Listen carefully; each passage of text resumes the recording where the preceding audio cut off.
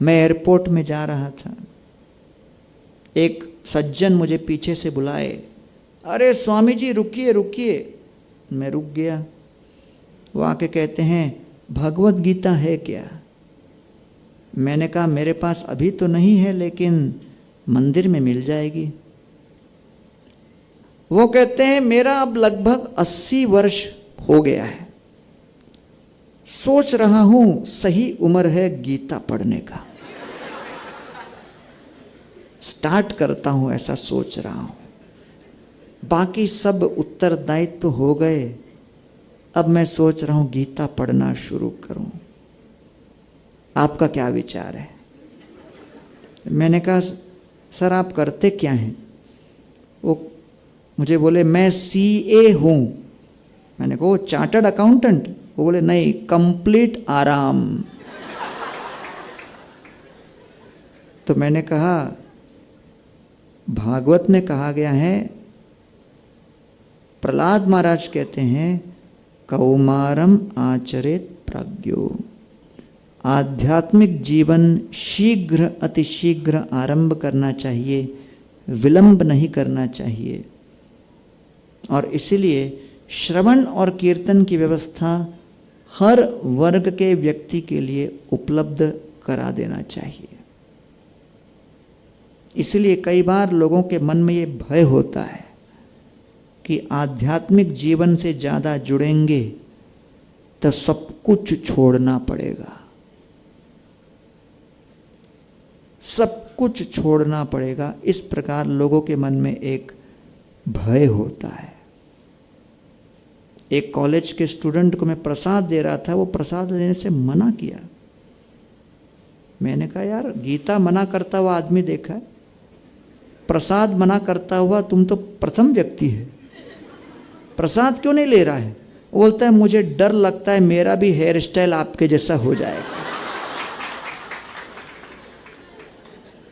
तो जब नौजवान लोग कॉलेज से अलग अलग मंदिरों में जाते हैं, शिव जी का मंदिर, गणेश जी का मंदिर, ये मंदिर वो मंदिर, तो माता पिता प्रसन्न रहते, कहते बेटा अच्छा है, सुधर गया, मंदिर जा रहा है। लेकिन जब वो सूचना देता है मैं इस्कॉन मंदिर जा रहा हूँ, कई बार लोग घबरा जाते हैं। क्यों? क्योंकि पता है इस्कॉन मंदिर में गए तो यत गत्वा न निवर्तन्ते, उसकी आदतें बदल के ही रहेंगी, चाहे वो ब्रह्मचारी हो, गृहस्थ हो, कोई भी हो। क्योंकि श्रील प्रभुपाद जी ने गीता, भागवत, चैतन्य चरितामृत इत्यादि के आधार पर ये आध्यात्मिक ज्ञान की शिक्षा दी है। और इस शिक्षा का ये प्रभाव होता है कि न केवल व्यक्ति अपने भौतिक विद्या के आधार पर सामर्थ्यवान बनता है, लेकिन इस्कॉन के मंदिरों के आध्यात्मिक ज्ञान को सुनकर वो चरित्रवान भी बन जाता है।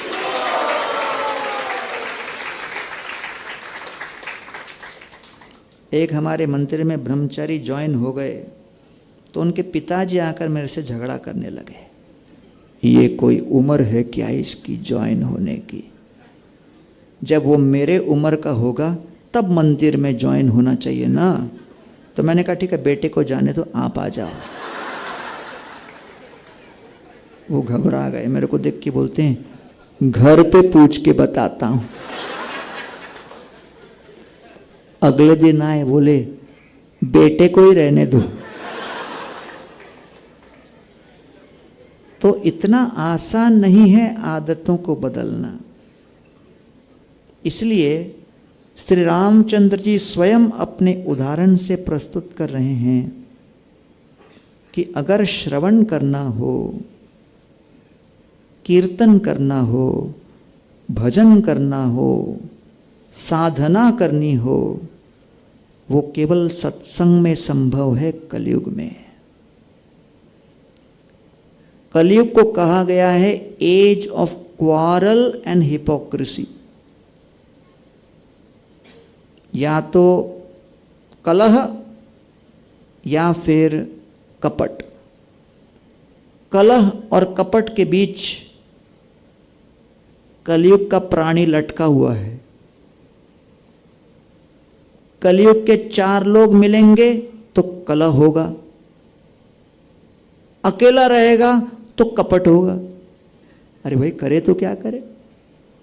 इसीलिए सत्संग में आए, और सत्संग में जब हम श्रवण करते हैं तो उस श्रवण के परिणाम स्वरूप भक्तों के बीच स्नेह उत्पन्न होता है।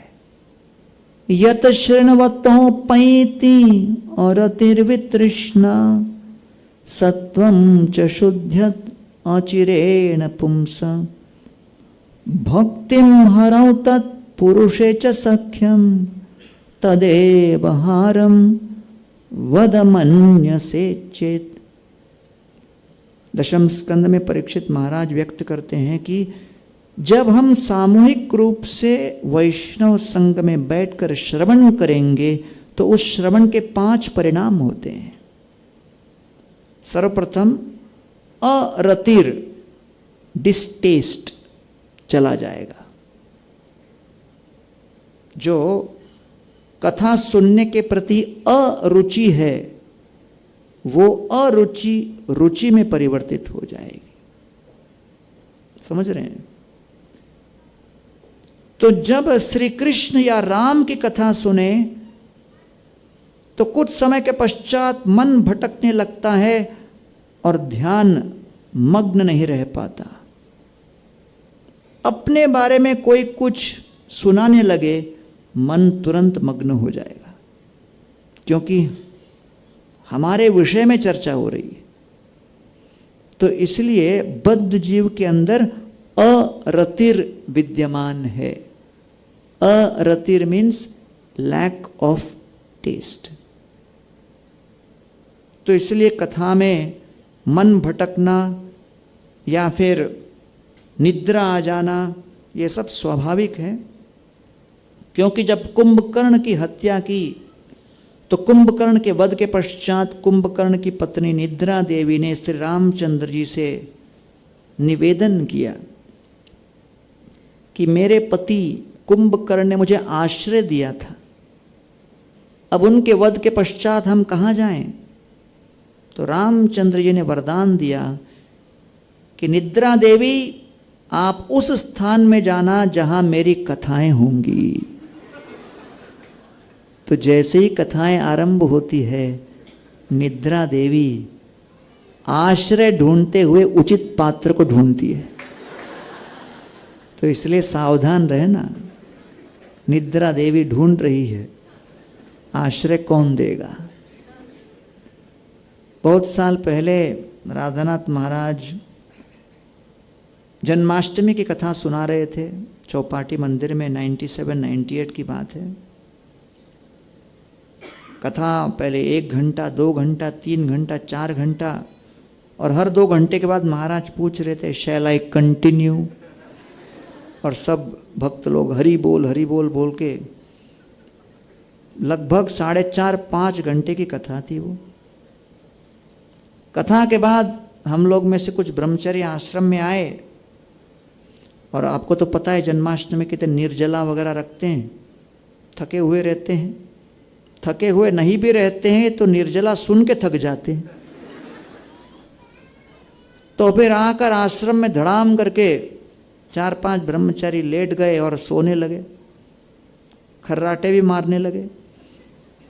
मैं अंदर आश्रम में गया तो इस दृश्य को देखा, सब सोए हुए हैं। मैं भी प्रेरित हो गया, क्योंकि इसमें प्रेरणा लेने के लिए ज़्यादा समय नहीं लगता। मैं भी गिरकर लेटकर सोने ही वाला था, तभी महाराज जी खुद आ गए अंदर, और आश्रम में इस दृश्य को देखकर मुझसे प्रश्न पूछते हैं कि भाई ये क्या है। जन्माष्टमी के पावन पर्व के दिन ये 5-5 यहाँ पर खर्राटे मार रहे हैं, सेवा करनी चाहिए, ऐसे सोए हुए हैं। मैंने कहा महाराज जी इतनी लंबी कथा चली, हम लोग भी निर्जला वगैरह कर रहे हैं तो थक गए, शाम को सेवाएं हैं तो थोड़ा एनर्जी को बचा रहे हैं हम लोग। महाराज ने कहा इतने घंटे मैंने कृष्ण लीला सुनाई और ये लोग महाविष्णु लीला दिखा रहे हैं यहाँ पर। तो इसलिए परीक्षित महाराज कहते हैं कथा जब सुनेंगे तो सबसे पहले जो अरति है वो दूर चली जाएगी, अरतिर। दूसरा वितृष्णा, जो भौतिक इच्छाएं हैं वो धीरे धीरे तिरोहित हो जाएंगी। क्योंकि बद्ध जीव हमेशा सोचता है मुझे इसे प्राप्त करना है, उसे प्राप्त करना है। लेकिन जब हम कथा सुनेंगे तो देखेंगे कि सारे भक्तगण, भगवान श्री कृष्ण, विष्णु, उनके अवतार कोई भी प्रकट हो तो उनसे केवल एक ही मांग करते हैं कि आपकी भक्ति मिले, आपका सत्संग प्राप्त हो, वैष्णवों का सत्संग प्राप्त हो।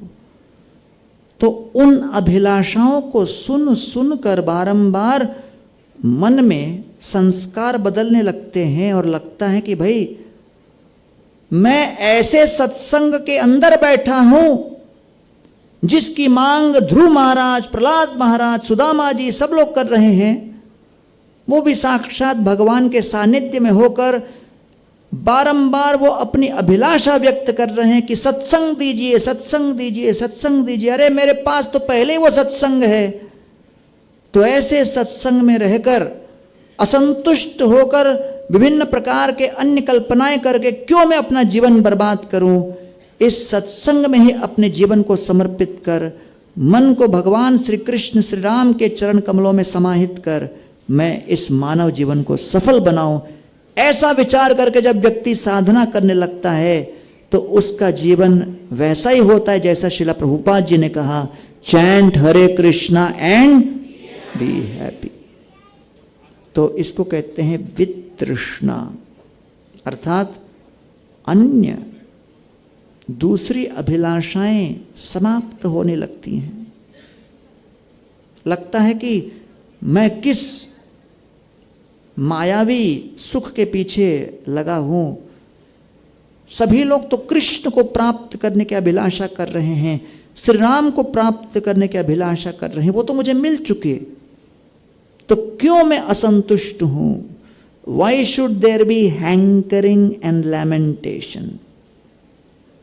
क्यों इच्छा और द्वेष के इस जंजाल में मैं फंसूं। बंबई के एक प्रोग्राम में मैं जा रहा था, रास्ते में मैंने देखा बहुत बड़ी बिल्डिंग थी। वो बिल्डिंग पे लिखा हुआ था बिल्डिंग का नाम, और नाम क्या था बिल्डिंग का, सुख शांति अपार्टमेंट्स, और नीचे लिखा था अंडर रिपेयर एंड मेंटेनेंस। भौतिक जगत में सुख के खोज की यही कथा है। तो इसलिए वितृष्णा अर्थात श्री रामचंद्र जी भी कथा को सुनकर इतना मग्न हो जाते हैं और कुछ नहीं चाहिए। तीसरा सत्वम च शुद्ध्यति, सत्वगुण प्रधान होने लगता है। चौथा भक्तिम हरौ, भगवान श्री हरि के प्रति भक्ति जागृत होती है। पांचवा पुरुषे च सख्यम, वैष्णवों के प्रति प्रेम और स्नेह उत्पन्न होने लगता है। तो कहते हैं तदेव हारम वद मन्यसे चेत। हे प्रभु, हे शुकदेव गोस्वामी, कृपा करके इस पावन पुण्य शुद्ध पवित्रीकृत कृष्ण कथा के इस हार को मैं अपने गले में निरंतर संवार के रखूं। तो इसलिए यहाँ पर राम कथा की शुरुआत होती है इस बात को प्रमाणित करते हुए कि ये कथा कोई सामान्य नहीं, ये कथा हमारे लिए साधन है। साधन का अर्थ क्या होता है? साधन, वो मार्ग जिससे धन की प्राप्ति हो, वो प्रक्रिया जिससे हमें धन प्राप्त हो। तो इसलिए जब हम साधना कहते हैं उसका अर्थ ये है कि वो सारी प्रक्रियाएं जिसके माध्यम से श्री कृष्ण प्रेम रूपी धन हमें प्राप्त हो। और ये साधना आरंभ होती है श्रवण और कीर्तन से। भजनेर मध्ये श्रेष्ठ नवविधा भक्ति, कृष्ण प्रेम कृष्ण दीते धोरे महाशक्ति। श्री चैतन्य महाप्रभु श्रील सनातन गोस्वामी पाद को कहते हैं कि भजन के मुख्य नवविधा भक्ति है, और इस नवविधा भक्ति के माध्यम से कृष्ण प्रेम और कृष्ण की प्राप्ति होती है। और ये नवविधा भक्ति श्रवण कीर्तन इत्यादि को देखते हुए सर्वश्रेष्ठ क्या है? तौर मध्य सर्वश्रेष्ठ नाम संकीर्तन, निरपराधे नाम लैले पाए प्रेम धन। इस नवविधा भक्ति में सर्वश्रेष्ठ है हरिनाम संकीर्तन। लेकिन कैसा हरिनाम संकीर्तन? जो कि बिना अपराध के किया गया हो। और इसलिए ये श्रवण और कीर्तन से हमारी भक्ति की यात्रा आरंभ होती है